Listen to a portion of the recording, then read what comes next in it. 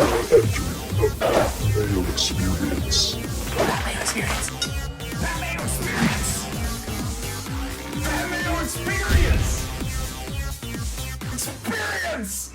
Welcome to the Pat Mayo Experience, presented by DraftKings 2021 NFC West player profiles and team odds from a fantasy perspective. We're going to be digging in to where each of the players on each of these four teams falls in terms of ADP and where we have them ranked going forward. If you missed the AFC East or the NFC East, shame on you, but you can rectify that issue right now. Hit the description. You can find the link to both of those. I did them with Jake Seeley. There'll be more Jake Seeley coming up, just not on this show. I have Eliot Crist from FTNFantasy.com joining me on the line, but I do want to remind everyone to smash the like button to the video. And in the comment section, you tell me who is going to be the number one receiver of all the players, half-point PPR, let's call it, in the NFC West this year. Is it going to be Robert Woods? Probably not. Is it going to be DeAndre Hopkins? Probably. Is it going to be DK Metcalf? I mean, you could make a compelling case for that if you really wanted to. Maybe Brandon Ayuk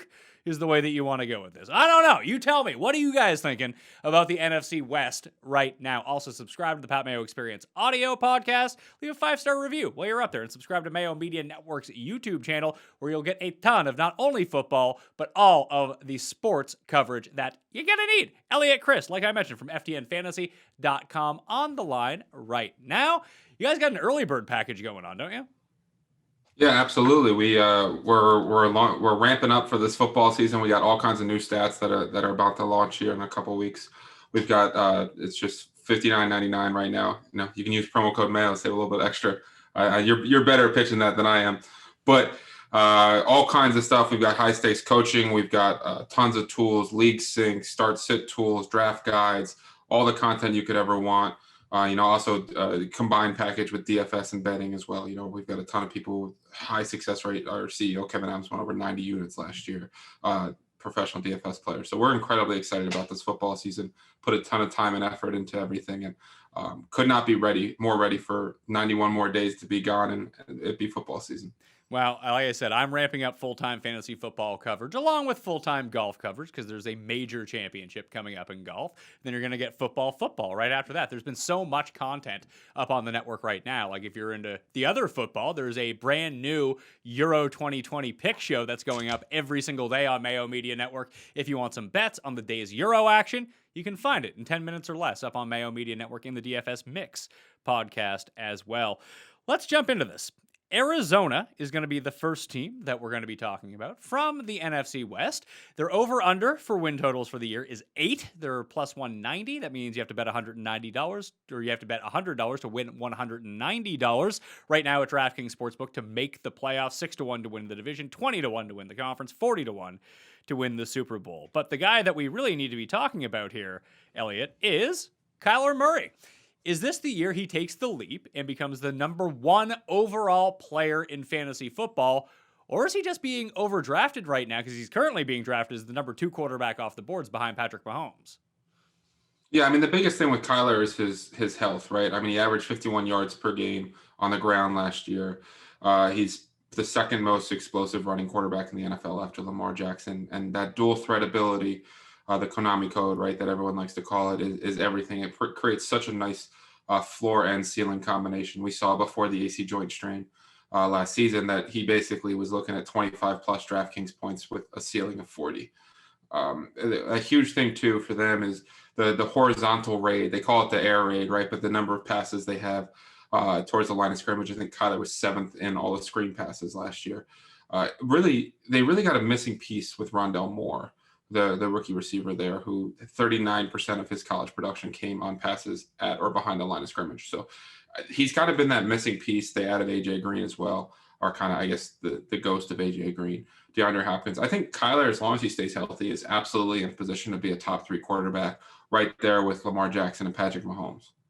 So Josh Allen is actually being drafted as the number 2 fantasy quarterback right now in early fantasy football drafts. Kyler number 3. So Kyler's going at pick number 33 overall. That's a lot for me to spend on a quarterback, especially when I just look back, like 10 picks later, you can get Dak Prescott. That still seems a bit too early for a quarterback for me. But Lamar Jackson coming in at pick number 49. You said that the Konami code of the passing, the upside, the rushing touchdowns that go along with it. I mean, I guess Jalen Hurts, you can kind of project as sort of like the minor league version of these guys with the same potential upside, just with far more downside when it comes to entering your fantasy football drafts this year. Do you think you could see yourself drafting a quarterback that highly? And would you just wait the 2 rounds and take Lamar over Kyler instead, since they're pretty close? Yeah, I would. I love Kyler, but not at that ADP. I can't touch that.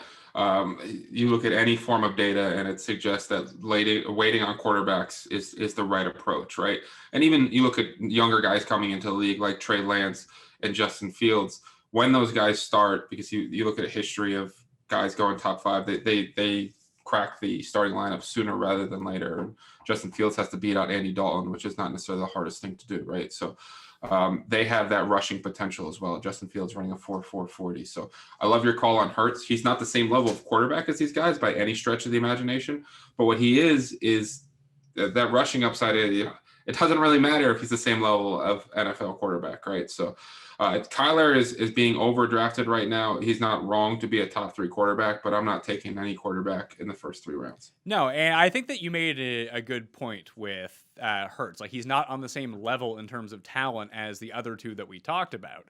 However, that doesn't matter in fantasy. People forget that, like, Tim Tebow was a pretty good fantasy quarterback for like a 9-week stretch because all he did was run. My guy, Tyler Thigpen, led me to a fantasy championship like a decade ago, and he was god-awful, but he ran a bit. He scored some rushing. I think he had a receiving touchdown in the fantasy playoffs at one point. Like, when you just get these guys that are stat accumulators, especially at quarterback on the ground, and they get the valuable 6-point rushing touchdown instead of the 4-point passing touchdown, or the 10-point rushing yard instead of the 25-point, like, it just makes up for a lot of gaps so quickly. And I think you're seeing right now, I mean, there's a lot of uncertainty around Hurts, and we discussed that on the NFC East preview show, but I still think that there's enough people who just want to say, well, he's not good, I'm not going to draft him. It's irrelevant whether he's good or not. I mean, I guess it helps if he's good. He could elevate himself into like top 5 quarterback, top 3 quarterback if all of a sudden he's throwing for 4,000 yards and starting all 17 games. But if he just starts all 17 games, it feels like he would be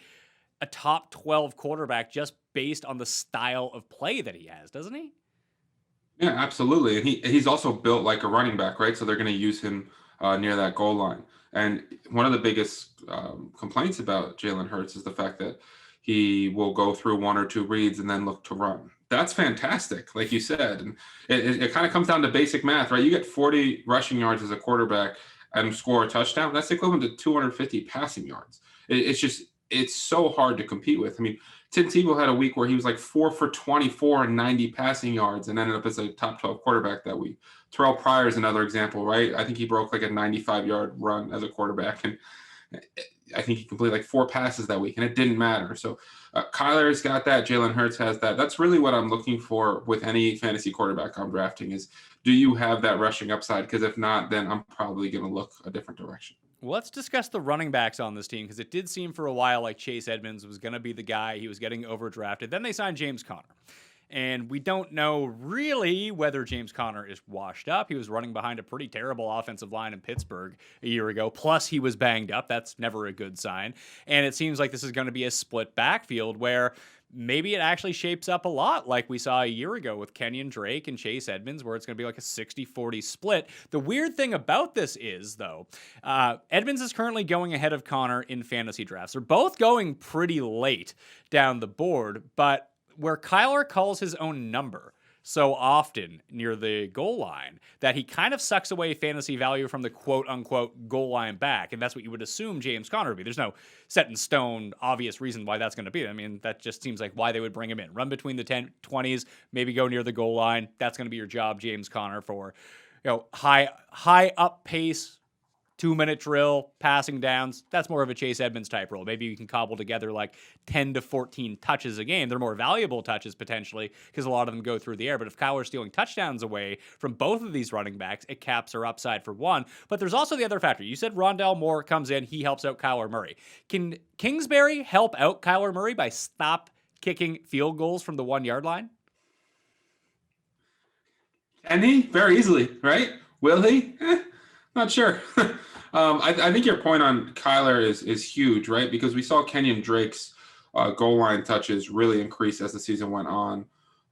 due to that shoulder injury. And Kyler's health is going to play a major role. I do think you're 100% spot on where the profile suggests that Chase Edmonds is much more likely to be the pass catching back, while Connor kind of probably takes less of the Kenyon Drake role, but will be the back inside the 10 and a first and second down back. But to your point, like, there's been so much research done on weighted opportunity, which basically is the value of individual touches. And if you're in a PPR league, it's a target is just so much more valuable than a carry. So I would lean Chase Edmonds at similar ADP. If I can get Connor at a discount, and you see sometimes you can, I wouldn't be mad at that as like a zero RB target, one of those later round running backs where if Chase Edmonds gets hurt, which we've seen him get done in the past, there's not that many other people there, and Connor could have a really nice role, while he should have some touchdown equity in the offense. It's just strange to see them where they're going right now. Edmonds is going as running back number 28. James Conner is going as running back number 31. That's pick 65 and 71. And essentially, you're taking one or the other once you get to the end of the 5th round, early 6th round in fantasy drafts right now, before we have all the information that we need. But the other guys going around there are like Mike Davis, Ronald Jones, Myles Gaskin, Leonard Fournette, Travis Etienne, Damian Harris, David Johnson, Kenyon Drake now on the Raiders. Like, it seems like, I guess you could make a compelling case for Mike Davis. When we talk about the NFC South, we'll dig more into that. It just feels like he's not good, despite having all of the role in the world to be like a running back one. He just won't be because there's just one problem. He's not any good. Well, Mike Davis, quad Twitter would disagree with you, right? People love his quads, but Mike Davis is like a bowling ball. He's a decent pass catcher out of the backfield, but he's a jag, and so is Myles Gaskin. Like, none of those guys get very excited because either the role isn't great, it's a timeshare, or the talent is lacking, and that's why so many people get uncomfortable taking running backs in that area. And it almost makes sense to try to get some guys with more pass catching upside that are an injury away from being a league winner a couple rounds later than really targeting that dead zone for running backs. Well, to me, I made this case with Jake about how you just don't want any of the Bills running backs because the running back on the Bills that you want to own is Josh Allen, and he just kind of sucks away the value from everyone else. And they don't even really check down to running backs. At least in this offense, they might check down to Chase Edmonds and use him as a receiver a lot of the time. Do you think that Moore takes out some of the Edmonds equity here in the passing game? Maybe a little bit. I think Moore actually kind of fits pretty nicely into that Larry Fitzgerald underneath role. Obviously, he's not the blocker Larry is, but Larry was used so much in that 5 to 10 yard range, except at this point of his career, he was not very good. Edmonds we've seen some pass catching upside. We've seen when he's had a few bell cow opportunities, he's exploded. It is a good offense to be a part of. I would definitely, at those ADPs, I'm taking Edmonds over Connor all day long. It's just, and without a Connor injury, you question exactly how much upside there is. Yeah, right now I'm looking at my initial projections and simulating the season 10,000 times. I have Chase Edmonds, if we're going to round to like an even number, around a 12% target market share, around a 21% rushing touchdown market share on this team. That would say like a 40% for Connor, but also like a 33% for Kyler Murray as well. So if you just, and it seems to me, although we've seen Edmonds get banged up a little bit, I don't know if I necessarily want him as the workhorse back, but I think if he can somehow flip the script on Connor a little bit and get up to, and he can be the 60%, 65% guy, he can be a top 20 running back this year. Yeah, that's absolutely fair. I think that's well within the range of outcomes. And I don't think Edmonds is ready to be a bell cow back for the entire season, right? That's why they brought in James Conner. But if you get a couple games of it, those couple games could be top 12, top 10 running back weeks, which obviously helped throughout the course of the season.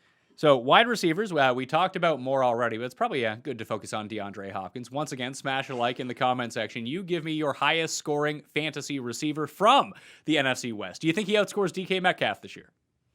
Yes, I do, pretty confidently. Metcalf is going to be obviously touchdown dependent, and one of the biggest issues with Seattle is that they tried to protect their defense the second half of the year, right, and really tried to go more run heavy, which almost made Russell Wilson demand a trade, or he did demand a trade, almost got traded this offseason. And Pete Carroll was adamant that we're going to really rely on this run game. The Cardinals play with a better pace; they pass more. I think that Hopkins is going to continue to be that target guy that sees 8+ targets a week. Metcalf is obviously an incredible talent, dangerous down the field with the ball in his hand. Certainly no knock on him. He's going where he should go, but I do think that Hopkins has a real good shot to end up as wide receiver 1 overall.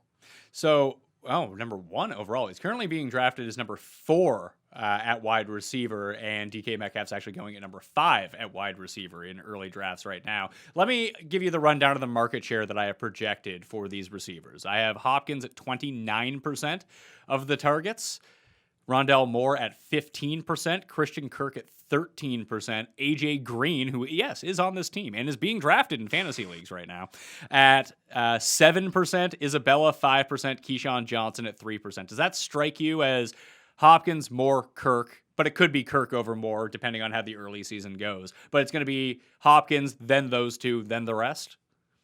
Yeah, I mean, Hopkins has a good chance to double the next guy's target share, which I think is basically what you have at 29 and 15, right? So I think AJ Green might end up a little bit more involved. I'm a little worried about Kirk because he was the wide receiver 2 last year. Then they signed AJ Green and then they drafted Rondell Moore. Sometimes teams really tell you how they feel about a guy with their roster moves, but Hopkins is going to be one of those guys. And yeah, is he likely to be wide receiver 1? I don't know. Stephon Diggs, Tyreek Hill, Devontae Adams, right? Those are probably the guys that are ahead of him. But he's definitely in that conversation and has that kind of upside. And his weekly floor also just gives you, so you just know you're getting 15 plus points with those 30, 40 point upside games. So his floor is incredibly attractive as well, while Metcalf is a little bit more, the variance with him is higher. Looking at Rondell Moore, he's being drafted as wide receiver number 68 in early drafts. That's around guys like Darius Slayton, Elijah Moore, Denzel Mims, all guys on your mighty, mighty Jets, Elliot.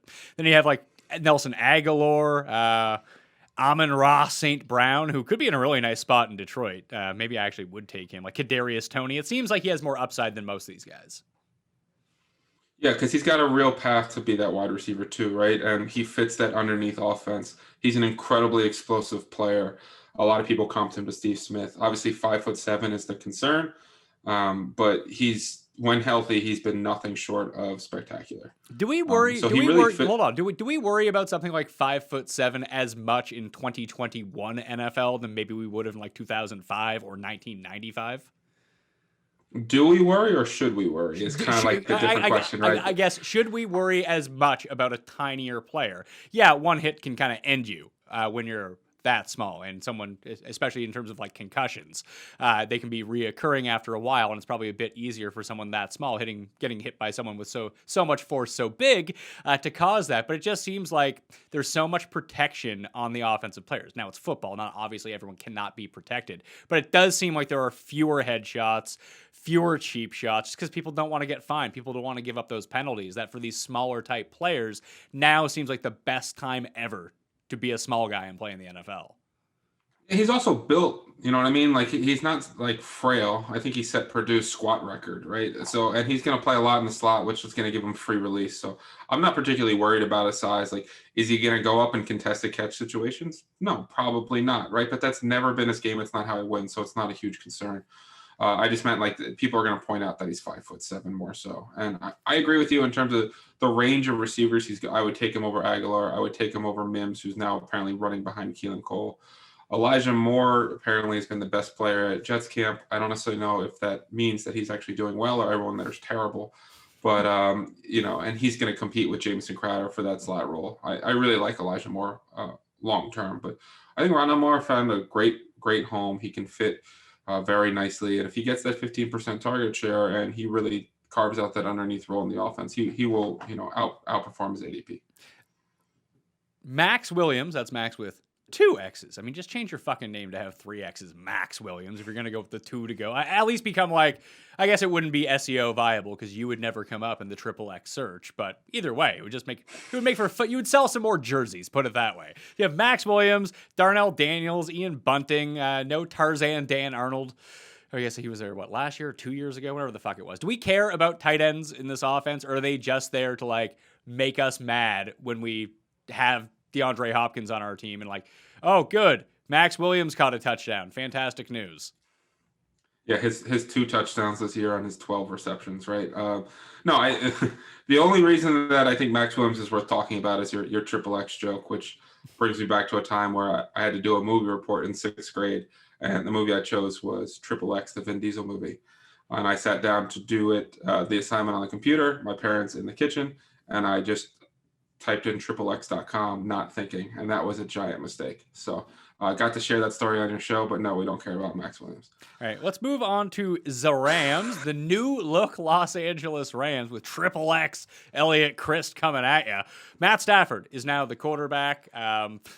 Obviously, that feels like an upgrade over Jared Goff. 10.5 is their win total, minus 200 to make the playoffs, plus 190 to win the division, 6-1 to win the NFC, and 13-1 to win the Super Bowl. They are the favorites in this division. Do you think that they should be the favorites in this division? Like, is that upgrade substantial enough? And like we've talked about, even on the win total show, the past 2 years as it pertains to the Rams, like they're pressed up against the cap. That doesn't really seem to matter. They have amazing starters on both sides of the ball, but it feels like they're one of the most susceptible teams. Now, all teams you can kind of say this for, but if they lose starters, like, their depth from starters to next guy up is not good. So they need to get some injury luck throughout the course of the season, which every team needs to if they're going to win the Super Bowl. But it feels like for them, it's especially important.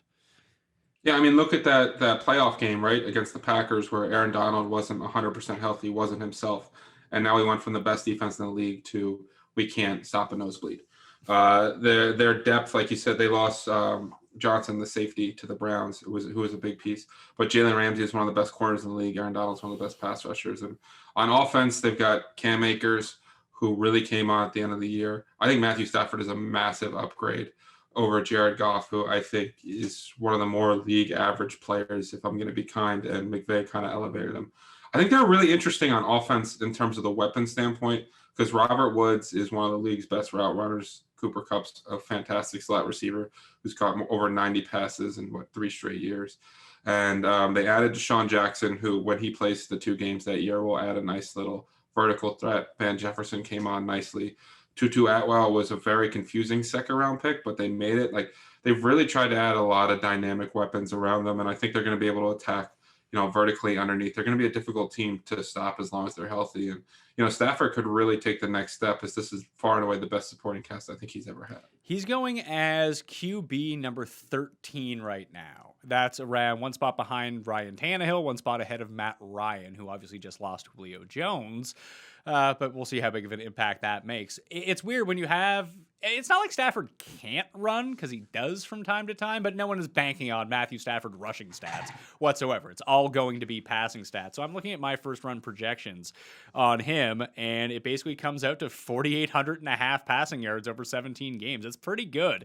That would put him in the realm of like 413 pass attempt or 633 pass attempts, over 400 completions, and like 323 fantasy points. But that feels not necessarily like a seat, like that's his median projection. Obviously, he could do better than that, but if I already have him projected at around 33 touchdown passes, like how much better is he really going to do than that? Do we think this is a Matt Stafford 5,300 yard 40 touchdown season? Like, it's the right cast to do it, but I just don't know if that's how they want to play. Yeah. And we've seen in history, even with Todd Gurley, his major touchdown seasons, right? I mean, running backs have a huge part of touchdown equity in this offense. They do a fantastic job spreading you out and creating open running lanes for the running back there too. So, and the season you're talking about with Matthew Stafford would legit be like an MVP level season, right? Stafford, I think he's not QB 13 is not a bad price for him. I don't know how much rushing upside he has. And I'm going to be relying on those huge passing games that I would probably look other directions at quarterback. Yeah, I think a good comp for him is like the Matt Ryan MVP season, where he ended up as a top 10 fantasy quarterback, and he was good. You could start him almost every single week, but he didn't sniff like the top scorers that year. Yeah, there's just too many quarterbacks that run now, right? It's not like even 5, 6, 7 years ago there was a few. Now Mahomes offers stuff on the ground. Josh Allen does. Kyler Murray does. Dak Prescott does. Lamar Jackson obviously does. There's just Justin Herbert's adding stuff on the ground, and the new age quarterback, right? Zach Wilson is projected to score multiple rushing touchdowns. Trevor Lawrence is a great athlete. It's just when you don't have that rushing upside, it becomes tougher. I mean, look at a guy like Ryan Fitzpatrick who continues to put up QB1 weeks, and it's because he's so comfortable using his legs. I tend to avoid quarterbacks who aren't really willing to do that outside of like DFS stacks. Yeah, no, I completely agree with you. So I think if he falls, that's where you probably want to take him. Like if you are playing necessarily late round quarterback, essentially, shout out JJ. But if you're getting like the 12th round, 13th round, then yeah, you take Matt Stafford. He's a fine QB1 for you and the rest of the team that you've compiled. The problem is he's just not falling that far. So he's kind of falling into a dead zone with me. Cam Akers is going to be the talk of fantasy drafts because he's feeling not necessarily a little Clyde Edwards-Helaire-ish from last year where the hype gets up so high. It's like, oh my God, Clyde Edwards-Helaire is going 5th overall in fantasy drafts. At least we've seen Akers do it when he's been the guy, and they've had to rely on him as a bell cow. The issue is you still have Darrell Henderson there. Obviously, Malcolm Brown is gone. Can we project Cam Akers for over 75% of the market share of rushes? Because if we do, he's probably a top 5 pick in fantasy drafts. Like he might be better than Alvin Kamara. Yeah, I mean, I think we can. We saw it down the stretch, right? And Sean McVay came out and said, we're going to give Cam Akers as much as he can handle. And they showed in that playoff run that that's exactly what they wanted to do. They started using him in the passing game. And I don't think they like Darrell Henderson very much. I mean, the reason you might draft him in fantasy is because if something does happen to Cam Akers and he misses time, it's just Darrell Henderson, because you mentioned Malcolm Brown's down in Miami now. So I think Akers is every bit worth that late first round running back, and he may end up challenging as a top 7 pick, right? Potentially passing a guy like Jonathan Taylor.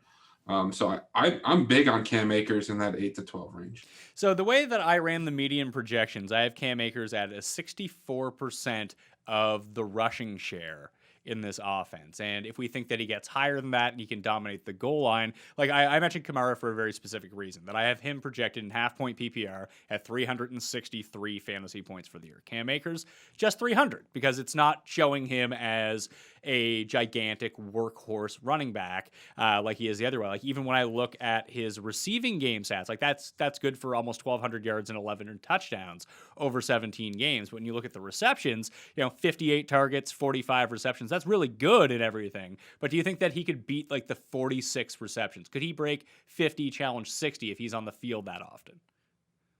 I think he could. That's probably close. 60 is probably much closer to his ceiling.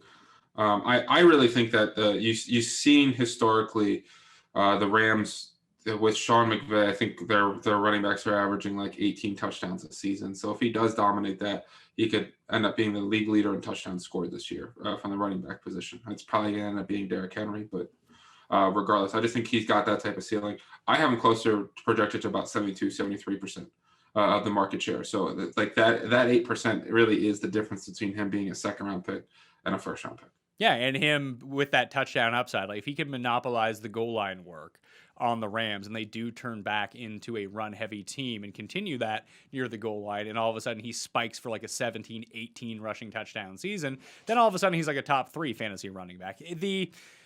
The receiving concerns me, but it doesn't concern me at the same time. Like looking back at his numbers, like when they had to win in week 17 last year, 4 targets for 52 yards and 21 attempts. Like if you can keep him around that like 25 touch level in the playoffs, it was a bit weird because he had the 28 carries the first week of the playoffs against Seattle, and he only had the 2 targets, but he made a lot of that. But it's not like even Goff was playing at that point. Like it's really hard to figure out what this offense is going to look like with Stafford versus kind of Goff. And what was the guy's name from last year in the playoffs? I completely even forget it now. It's how quickly like the first round of the playoffs. Wofford, was that the guy? Yes, yeah, I think it was. Where Jared Goff had the hand injury, right, and wasn't able to start against Seattle, and they got up, and it was just basically the Cam Akers show. You see he's an incredibly explosive athlete, and I have to imagine they want to get him in space.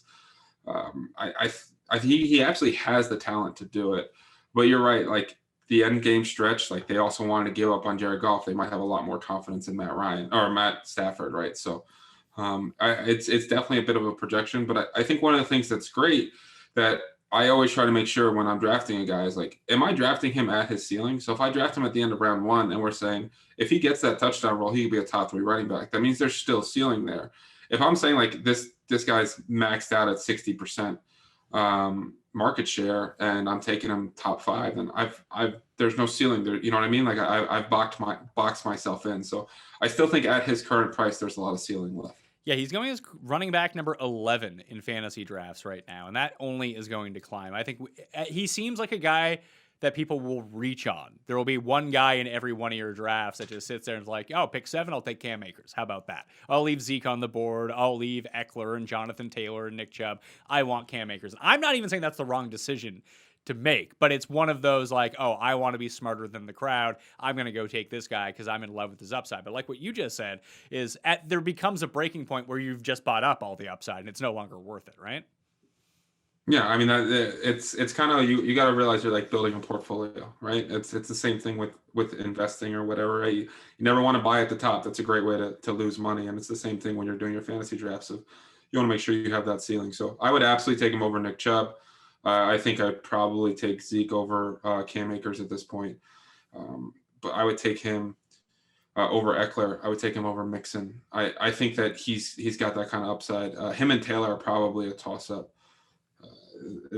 That would be a tough decision for me at 7-8. So looking at the backups, would Darrell Henderson, without Malcolm Brown around, become one of the higher end handcuffs, like someone who is draftable in round 13 or 14? Yeah, I mean, he's the kind of guy that, maybe he does have a little bit of a pass game upside, right? That's one of the things he was that big time explosive player at Memphis. So I think that's the exact kind of guy you're looking in round 13, 14. Like, if I have to spot start him, he's not going to get 0. And if there is an injury to Cam Akers, he could be a league winner. So those are the exact kind of guys I'm looking for there. It's funny because that's exactly what you kind of said. Like you can spot start him and you can plug him in. That's actually the opposite of the type of handcuff that I like. I want my handcuffs to be running backs who I don't even have to think about starting if they don't just like Latavius Murray is a prime example of this. I mean, I suppose you could spot start him, but with absolutely no confidence. However, if Alvin Kamara goes down, he's like a top 5 running back. I would think that. Oh, that's what I mean, by the way, by spot start. I just mean like in a pinch, he's not going to score me 0. I don't feel good about it by any stretch of the imagination. I'm never debating him versus, my 5th round wide receiver. I just more meant like he's not going to get you 0 on a weekly basis, and he's got big time upside. Yeah, I just like having the handcuff where there is like this happened to people when they drafted Alexander Mattison last season. Where remember all the hype that Alexander Mattison, he's going to cut into Dalvin Cook's work. You can, he's a flex play every single week. It's like, no, he's not. If Dalvin Cook is hurt, you can play him. If Dalvin Cook is not hurt, you can't play him. And even when Dalvin Cook was hurt, you couldn't even play him anyway because he sucked. Yeah. The we're going to take Dalvin Cook off the field for Madison was that's one of those galaxy brain things. Like it's one of those, sure, if the Vikings are up 28 points, they'll take Dalvin Cook off the field. But if it's a close game, he's on the field and they're not really spotting him much with Madison. At wide receiver, you kind of went through the litany of guys. Kupp and Woods, obviously, the two that we're most concerned about. Maybe Deshaun Jackson with that speed. You mentioned Van Jefferson. No Josh Reynolds anymore on the Rams. And then Tutu Atwell was drafted in the 2nd round for reasons, I suppose. But Kupp and Woods are who we need to focus on here. Are they both top 25 receivers, top 20 receivers? Could they both be top 15 receivers? Because we don't know how this offense is going to operate with Matthew Stafford versus what we saw. And we still have Tyler Higbee in the mix too without Gerald Everett around. And we do know that Stafford, he has a penchant from time to time to throw to his tight end. Do we have to wait and maybe even try to guess who Stafford is going to have as a favorite between these two? And maybe it is one of the young guys because there's no loyalty there and familiarity. Like, you bring in Atwell and let's say Goff is still the quarterback. Well, he's used to throwing to Kupp. He's used to throwing to Woods. Those are his guys. It's kind of a blank slate now with Stafford. Does that worry you at all for Kupp and Woods? I think those two will still be the alpha, right? I mean, McVay's system historically has been so 11 personnel based, especially losing Everett and adding more receivers. And Kupp and Woods historically have just spent so much time on the field. I'm a little bit more worried about Kupp than I am Woods because he had that whole I was Jared Goff's roommate during training camp, and we just have this perfect chemistry. And he's going to look at me underneath, and every time there's a slot matchup, I'm guaranteed 10 plus targets in this matchup. And I think Woods is one of the league's most underrated players. He's an incredible route runner. open consistently. They get him involved in the running game on end arounds, including inside the goal line, which you probably get a rushing touchdown on the season and a few points here and there. I would prefer Woods to Cup actually this season. I think he's going to mesh with Stafford, but no one can tell you exactly what's happening, right? They're just hitting OTAs now, so they're still developing this chemistry. But I think those two will definitely be the alpha receivers, and the other three will be mixed in. The projections have, at least mine, have Cup over Woods, but I don't even believe that because I like Woods more than I like Cup. And it's funny how you say that Woods is underrated. I think that he is such a better because he's a fine fantasy player. All these guys are relatively inconsistent once you get to this level. For example, like Woods is being drafted as the 20th wide receiver off the board. Cup is number 23 in half-point PPR right now. But it's the little things with Robert Woods, like you said, the crisp route running, his ability to work himself into the run game, and that just makes the offense so much more effective. And he is a fucking awesome blocker. He is one of the best outside blockers at sealing the run in the NFL on the outside. I mean, he's not T.O. when it comes down to it, but he's one of the best that we currently have. And that stuff is just not going to show up on the fantasy sheet, and sometimes that might actually take away from his target share because, if you're blocking on 3 consecutive, they don't really ask Cooper Kupp to do a ton of blocking. With Woods, they actually ask him to seal either the outside or try to seal the edge. Like when you see Henderson coming in the game, like Henderson is so fast once he turns the corner near the sidelines, and it's almost always running to Woods' side. He is exerting maximum effort on that. So it's little things like that that can take away from some of the upside that a receiver has. But I think I'm with you. I would much rather have Robert Woods in this spot than Cooper Kupp. Would you go with anyone else down here? Like, is it worth a shot to take on Deshaun Jackson? Would you think about Atwell? Just like they spent all this draft capital on him. Why not? I would not think about Atwell. I mean, we're talking about right now likely being wide receiver 5 on this team. No, thank you. I mentioned I'm not concerned about Moore being 5'7". I am concerned about Tutu Atwell, being in Floyd Mayweather's weight class. I think that, and no, I don't want to see them fight, and I won't pay $50 for it. But I think that Deshaun Jackson with Matthew Stafford's deep ball and ability to get vertical, like if he's going to have a couple weeks at the beginning of the season where he's healthy, and we've seen him have those monster games. That's probably more the way I'd be interested in, like a DFS matchup with him healthy. And Van Jefferson came on a little bit at the end of the year as well, and they spent draft capital on him. So Tyler Higbee would probably be the third option in this offense that I have the most interest in, because after that, you got your top 3 with Kelsey, Waller, and Kittle, and then you've got the next range with the Pitts, Hockenson, and Andrews. I think Tyler Higbee has got some interest there. I'm with you when it comes to Higbee with Gerald Everett gone. I don't want to get too sucked in, but right now he's going as tight end number 18 off the draft board. Like, he'd be a fringe, like, after that class that you mentioned, like, I feel like he's right there with Noah Fant and Hunter Henry, Mike Gesicki, and he might even be better than those guys. Yeah, we've seen him have monster performances, right? If you look at his splits without Gerald Everett, he's absolutely a tight end 1. And like you mentioned, Stafford's got a history of knowing how to work a tight end. So I think that they run such heavy 11 personnel. He's going to be on the field a ton. I mean, that's already a good start when you compare him to other players, and you compare him to Gesicki, where there's a lot of mouths to feed there, and Stafford's better than Tua, right? You compare him to Fant, and there's a lot of mouths to feed in Denver, right? And so much of his stuff is yards after the catch, and you're looking at Teddy Bridgewater or Drew Lock there, unless of course Aaron Rodgers or Deshaun Watson gets traded there. But I'm not drafting fantasy players on Denver anticipating that. I think Higbee at tight end 18 is an absolute steal. Yeah, I'm with you.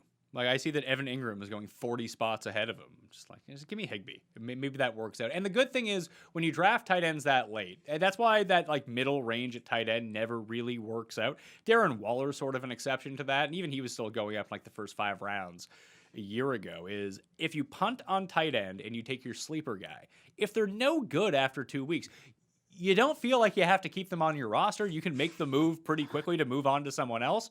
But this is what becomes the Evan Ingram problem. You draft him in the 7th round. It's like, okay, here's a guy with top 3 upside at the position. And then he sucks. But you're like, well, I spent a 7th round pick on him. I got to keep playing him. It's tight end. Who else am I going to pick up? Like, I think that there is something. I mean, it's unquantifiable, obviously, but that's how the mentality of fantasy players work. That if I try to trade for a guy who sucks after 3 weeks, if it was like a top 3 round pick. Like it becomes abundantly clear like this guy is no good. The guy that drafted him in the first place still wants close to full value because you feel like such a schmuck by taking a guy in the 3rd round that's no good and someone's offering you pennies on the dollar, but that's pennies more than he's probably worth. You still don't do it. Like, it just becomes one of these psychological things that maybe it's just me and these are traps that I fall into, but that's why I don't like the 7th round tight end type of guy.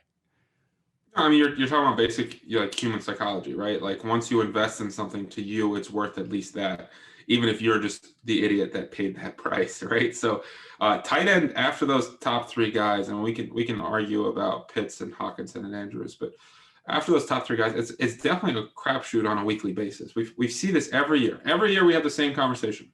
This is the year where the tight end is so deep. It's deeper than it's ever been. 2-3 weeks into the season, I don't want to play any tight end. Like that's what it comes down to. So give me the cheap guys late, and I think Higbee's got some of the most upside there. So I'm absolutely in on Higbee. All right, let's go up the coast. We're going to Seattle. Maybe they'll let Russ cook for the entire season. Who knows? Because that was just glorious fantasy-wise for the first 7 weeks last year. Their over-under is 9.5. Minus 125 to make the playoffs, plus 275 to win this division, 12-1 to win the conference, 25-1 to win the Super Bowls. Looking at Russ Danger, it does look like he is going to be back. He has plenty of weapons. That's all great news. And right now he is being drafted as quarterback number 6 off the board, number 47 overall. So Dak, Lamar, Russell Wilson, Justin Herbert, and Aaron Rodgers are all clumped into this little mini tier of quarterbacks. So you have Mahomes, Allen, Kyler, then those 5 guys, then everyone else. That's how they're currently being drafted. I still think that's a pretty price to pay a top 50 pick on Russell Wilson. Yeah, I mean, this comes down to assumption of rational coaching, right? Like if Russell was going to be that first half of the year guy and they were going to let him air it out, we could definitely have a conversation. But they tried to protect their defense, which was giving up historical numbers to the opponents, and they did it by leaning on the run game and making Russ go back to 28 pass attempts a game instead of 40, and that really cuts your upside. And we've seen Russ be such a high floor player because his efficiency is off the charts, right? But last year, also with that volume, he had efficiency that was it was not sustainable, throwing 4 or 5 touchdowns a game. And once some of those red zone numbers dropped a little bit, we saw kind of him come back down to earth a little bit. And then once they switched the game plan up, he wasn't the same quarterback. So if you're going to draft Russell Wilson that high, you really have to believe that Pete Carroll's lying and that they're going to go back to that first 7-8 games of the season. And throughout Pete Carroll's career, he's never really done that. I do really like Seattle to make the playoffs at minus 125.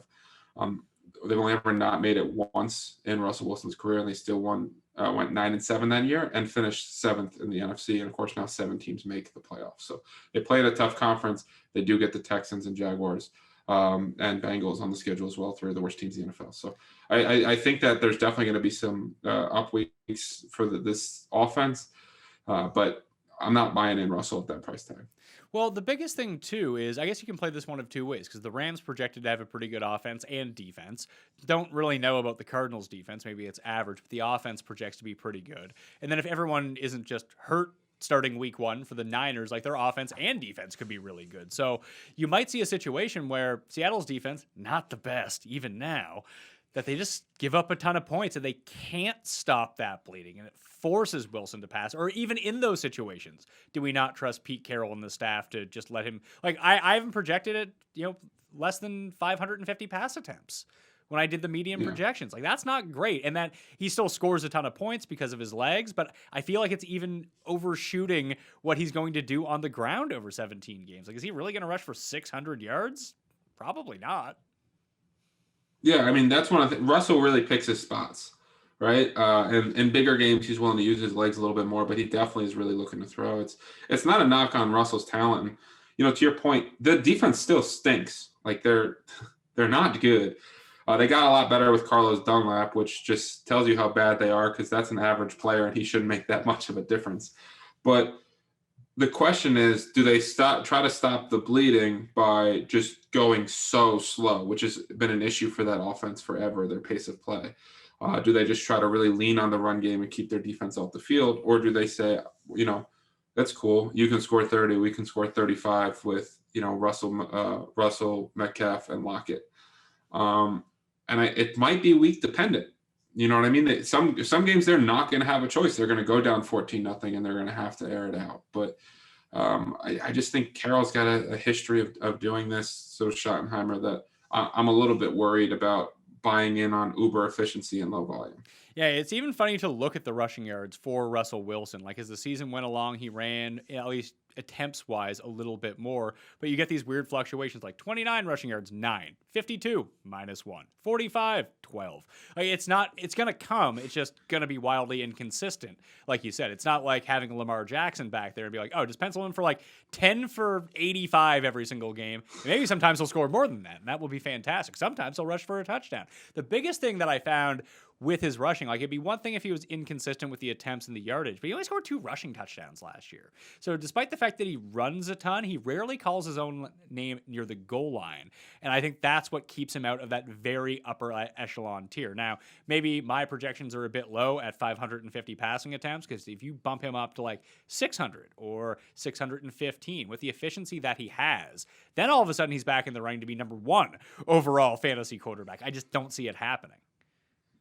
Yeah, I mean that if you're all in that Russell Wilson is going to have the volume, draft him there. If you have any concerns, and you and I both have concerns, I think you let someone else take that gamble. In the backfield, Chris Carson returns once again as the guy that no one wants to draft. Doesn't even seem like Seattle wants him, but he continues that every time that he's healthy to be like a very good running back 2 on your fantasy team. And like, it's funny because he's always overpriced on DraftKings, it seems, until he's like hurt for like 3 weeks, then like doesn't play, and then all of a sudden you catch him at like 4,700. It's like, oh, Chris Carson time, let's go. But whenever he's healthy, he's good, straight up. But Rashad Penny is back this year. DJ Wiki Dallas got some run a year ago. Alex Collins is still on this roster. He's being drafted as running back number 20 right now. And I think that's sort of the issue. Like, I think he could finish as running back number 20. That's fine. I don't know if I want to spend pick number 35 on Chris Carson is the problem. Well, I guess the issue too is you run out of running backs real quick when you do those drafts, right? And he's kind of got that workhorse upside. They will give him 3 to 4 targets a game. He is the goal line back.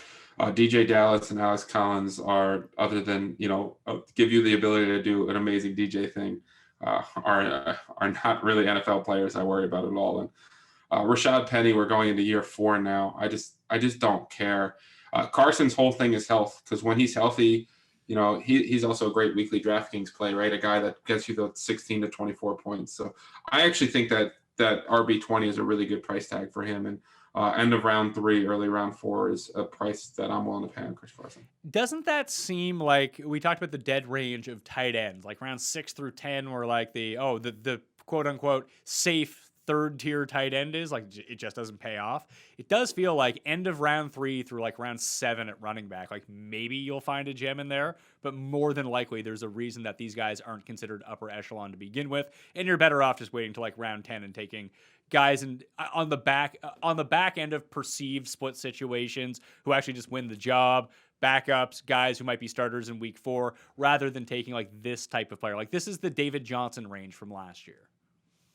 Yeah, I wasn't in on David Johnson. I think Carson's probably one of the last running backs that I have real interest in, but typically I try to leave. I don't want to have the heart and soul of my running back roster be constructed in the 3rd through 7th. I'm more than happy to get 1 to 2 real studs early on, load up on wide receivers and tight ends, and come back for what's ever left over at running back and let everyone else deal with those headaches. All right.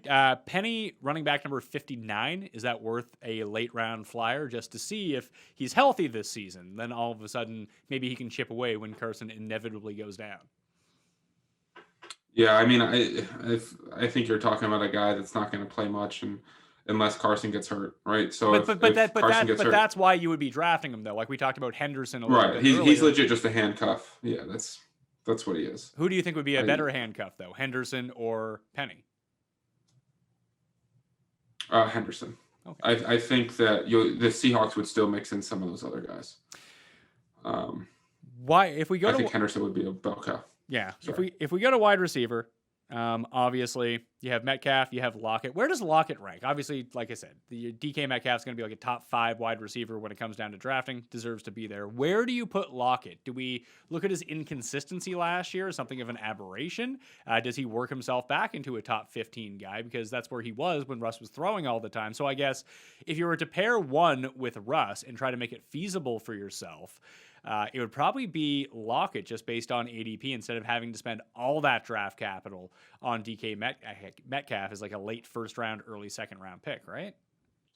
Yeah, the hardest part with Lockett is that like inconsistency is his issue because volume is the Seahawks offense issue, right? So like when when he sees 8 or more targets, he's like a top 5 wide receiver, fantasy performances in the NFL. But like it's so sporadic when he actually gets those opportunities, which is why he started last year so hot because they were throwing so many pass attempts. So that's my biggest issue with Lockett is that there's so many like 8, 10, 12, 47, then 8, 10, 4. You know what I mean? Like that tends to be my biggest concern with Tyler Lockett is the consistency on a week-to-week basis in redraft.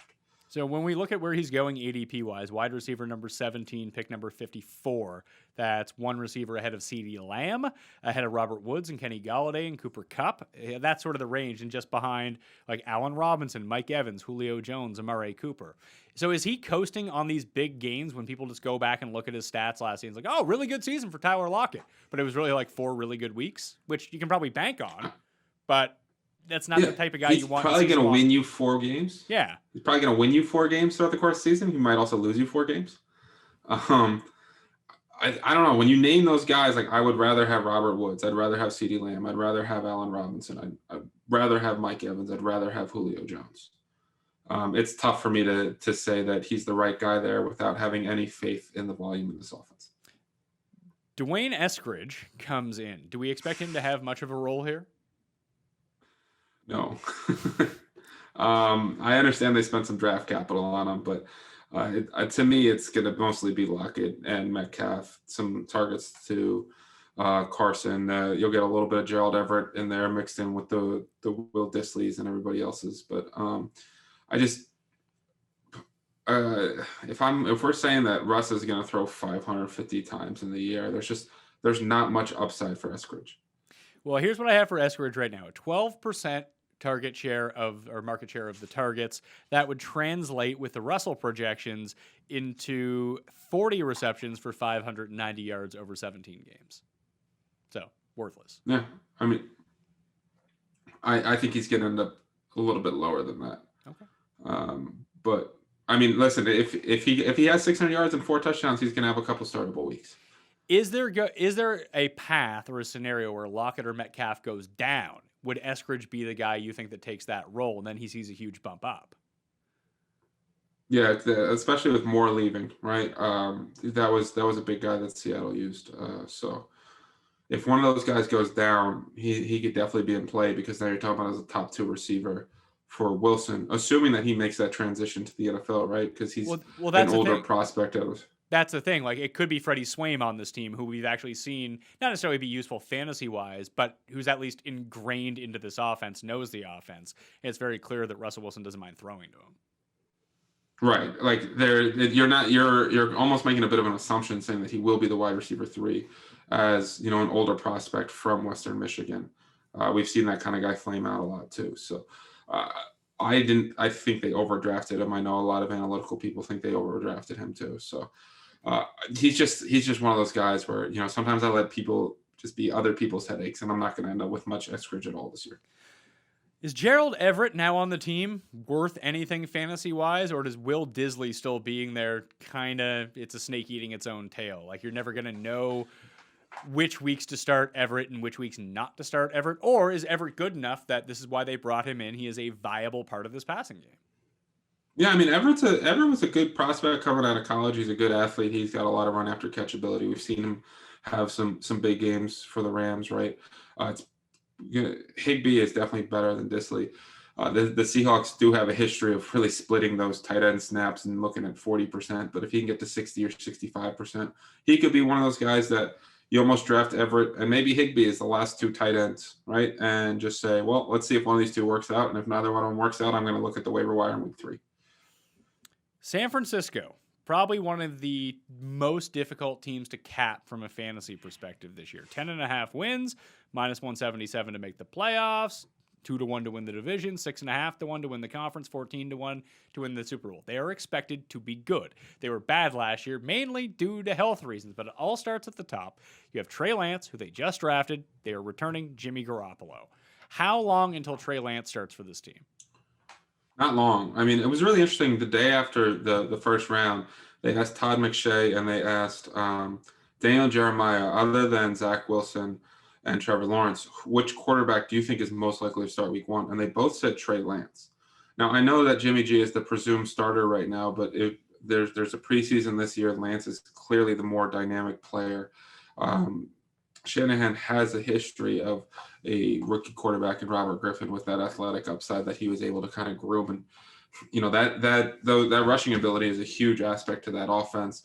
They've got so many playmakers in George Kittle and Deebo Samuel and Brandon Ayuk who are just dynamic after the run after the catch that I think Lance could end up starting real early. We also haven't seen a top 5 quarterback not start that season, I think, like in forever. So I think it's just a matter of time before Lance starts. And once Lance starts, he could be one of those sneaky late round quarterbacks because of his athletic upside with all those weapons where he could become extremely fantasy viable. Do we think that the skill position players in this offense are better if Lance or Jimmy G is starting? I think Jimmy G is just a dude. I think Lance has a lot more upside. But at the same time, they might try to protect Lance more and he might run more. And the passing volume has always been an issue in this offense in general, right? Like it blew my mind when I was looking the other day and realized that George Kittle had never scored more than 5 touchdowns in a season. Ayuk and Samuel are obviously they're 2 incredibly dynamic players, but the question is, what's the pass volume? What's the pace of play of this offense? Does the defense, get healthy with Nick Bosa back? And, are they going to become a more run-oriented team? And then is it Mostert? Is it Sermon? Does Wayne Goldman take the goal line opportunities, right? Like you said, this is one of the more difficult teams to cap because there's so much uncertainty. The play volume's not great. The defense is really good. And it's probably going to be a weekly headache in terms of the game script, but there's just so much talent on this team. Trey Lance is currently being drafted as quarterback number 24 off the board. Basically, Jimmy G is not going, so either they think that Trey Lance is going to start, or even if Jimmy G does start, it's not going to be for long, then Trey Lance will eventually be the quarterback. What sort of upside do you think that he has? Let's say he starts from week 1. He's being drafted just after Derek Carr and just ahead of Taysom Hill at the moment. Like, with his rushing ability, he could be a top 10 quarterback, couldn't he? Or will they just not run enough plays? No, I mean, I think Jalen Hurts is kind of what you would say his ceiling was in his rookie year. So a top 10 quarterback, that rushing upside. Again, anytime you have that kind of rushing upside, rushing volume, you could see a top 10 quarterback season. So I think that's definitely within the range of outcomes if he plays all 17 games. Running backs.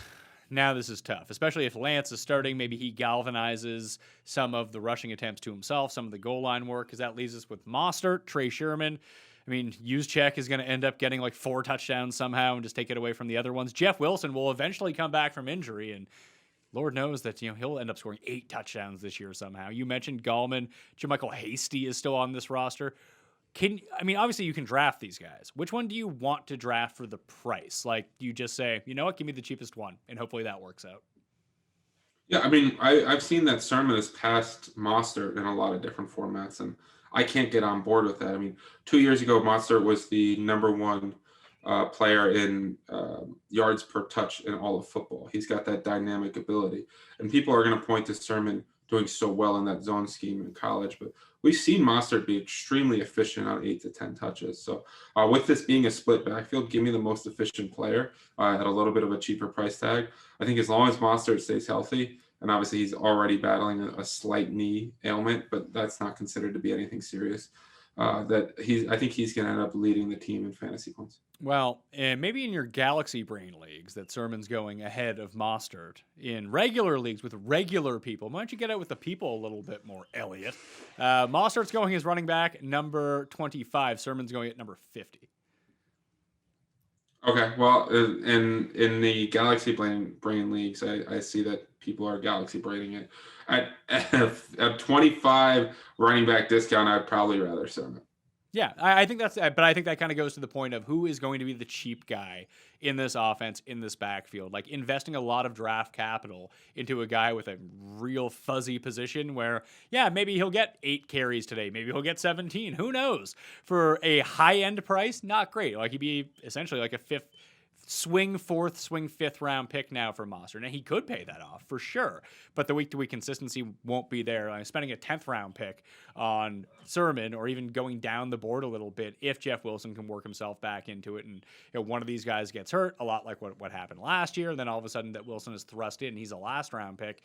You're not forced to play these guys, but if they find themselves into a position where they play themselves into the starter where you can trust them, well, you were never having to rely on them anyway. It just makes your team stronger overall, rather than spending the extra draft capital, and then all of a sudden you have to have these guys be good for your fantasy team, and they're just not, so your fantasy team sucks. So that would be the wait on the ADPs and see how this shakes out. You could be right, though. As we go a month from now and reports come out of camp, Sermon could pass Mostert in terms of the ADP. That's just not what I've been seeing so far. At receiver, I mean, we kind of talked about it. Is it a Jimmy G team? Is it a Lance team? How does that affect everyone? Like, Ayuk really came on towards the end of last year. We all kind of like Deebo Samuel, and last year was an injury-plagued season for him. So I'm not really concerned with Richie James or Jalen Yaherd or Trent Sherfield. It's those two guys that I'm concerned about. My biggest problem is that they're not even number 1 receiving options on their own team.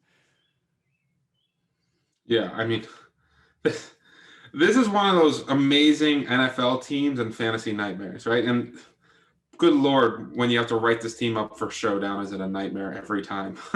But I don't know. And I think that's honestly the most honest answer I can give. Like, I think Deebo Samuel outperformed Brandon Ayuk on yards per route run last year. He's probably the best player after the catch in the NFL the last couple of years. They really try to get him the ball around the line of scrimmage, which probably helps with Lance if they try to protect him a little bit more.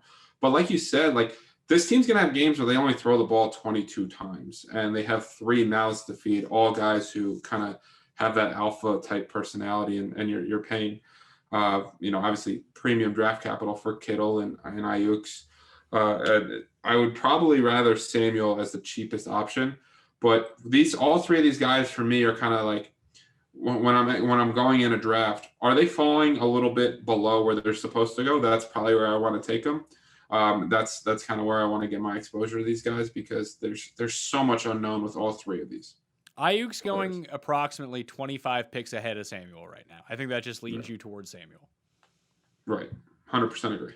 Like, Deontay Johnson, Chase Claypool, Brendan Ayuk, T. Higgins, Odell Beckham is how that is going in the mid-20s. Then you have Brendan Cooks, Robbie Anderson, Deebo Samuel, Will Fuller, Hollywood Brown. That's what you're looking at in the mid-30s with wide receivers coming off the board. I just feel more comfortable with Samuel there. And I don't even know, like, he just feels like someone I'll use on DraftKings rather than have on my season-long team. Like, I think the only receiving option that I want is going to be George Kittle, obviously. But if they only pass 22 times a game, at least I feel comfortable that Kittle's going to get like 8 to 10 targets of those 22 pass attempts. Yeah, when Kittle leaves the field because he's hurt, man, he's a warrior, right? Like, he broke his foot and tried to keep playing last year, and the doctors are like, "You're going to be out 8 weeks." He's like, "I'll see you in 2." That dude is a monster. I would take him after Waller. Obviously, Kelsey is tight end 1. But I definitely think getting one of those top 3 tight ends can play a major advantage in drafts, because you have a tight end that you can rely on and can put up wide receiver 1 type numbers, while your opponent is probably picking between Gerald Everett and Tyler Higbee. I think that the actual draft capital and the value of tight end is, you would really take Waller. You would take Waller ahead of George Kittle? I would take Waller ahead of George Kittle, because I feel like he's a guy that's, going to lead the tight ends outside of. Travis Kelce's kind of like his own person, but we saw last year, right? He was at the top in target share, air yards. I think the way they brought in Henry Ruggs to kind of take the top off of the defense and give Darren Waller that those underneath routes was huge for him because he's so dynamic after the catch. He's such an elite athlete. I just think that the Raiders' play volume will be higher too. Their defense is worse. They're going to have to throw the ball more. I would take Waller over Kittle. It's funny. I'm looking at the projections right now, the median projections for the year that I ran. I didn't even notice this. Darren Waller is projected for 30 more fantasy points than George Kittle. I mean, I like your projections and I like my opinion, so that makes sense. And I'm just trying to see what the discount is between the two. Obviously, Kittle is going ahead of him in fantasy drafts. Kittle is going at pick number 22, and Waller is going at pick number 26. All right, they're both going in the end of the second round, beginning of the third round is where you're getting them, whereas Kelsey is going at the back end of the first round. What do you think is the better value there? Is it Waller at the very end of the second, beginning of the third, or is it Kelsey at the end of the first? This is a cop-out answer, but yes. Like, if my answer is basically like it's always Travis Kelce for me at the end of the first round. I think he's a cheat code. But if I don't get Kelce, I'm very much looking at Kittle and Waller on the comeback. If you were playing 0 RB this year, or even if you want to take a second round running back and kind of punt wide receiver off, could you ever envision a scenario where you took both Kelce and Waller, and that way you box everyone out of tight end? And the theory behind it being that you have the best tight end by far, so you're going to outscore everyone there every week anyway. And then you make the position even thinner by taking 2 of the only good 3 tight ends? Yeah, the question is, like, are you hurting yourself more than you're hurting your league in terms of upside? Because you're only going to play one opponent, right? So not everyone else is going to be hurt as much that week. So theoretically, what you could do is draft Kelce, Cam Akers, Darren Waller, let's say, with your first 3 picks. Would you hate that team?